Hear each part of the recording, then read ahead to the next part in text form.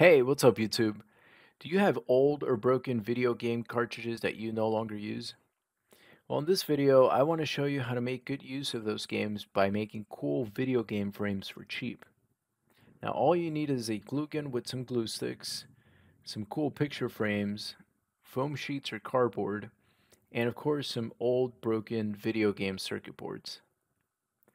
Make sure to check out my other video where I take apart and examine different video game cartridges.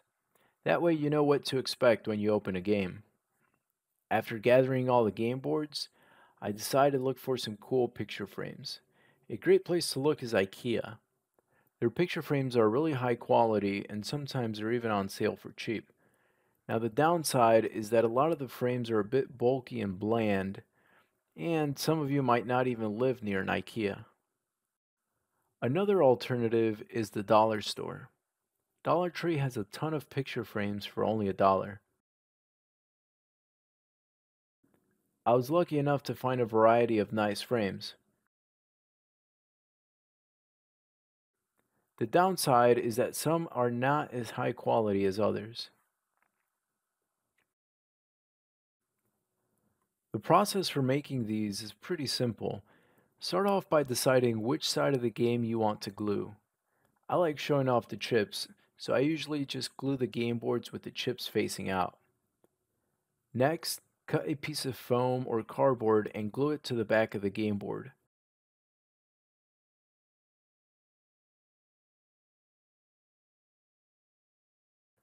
This helps cover any pins and creates a flat surface that makes it easier to stick onto the frame.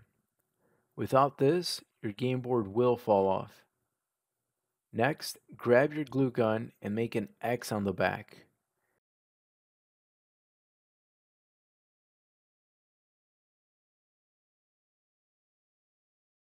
Carefully grab the corners of the game board and place it right on the center and hold it for about 10 seconds. Once the glue dries up, your awesome video game picture frame is complete. Now there are many different designs you can try. For some frames, I removed the glass and background sheet completely and just glued it directly to the frame's cover. This one, for example, is the Atari 2600 game board from 1978. When I think of the 70s, I think of wood paneling, so that's why I chose this design.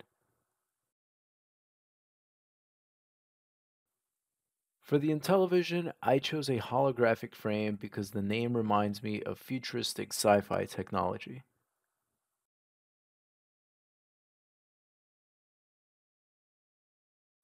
Here's the Game Boy one.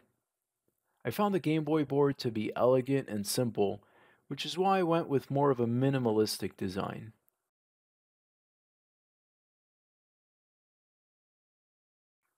Don't forget to use the color wheel to find complementary colors.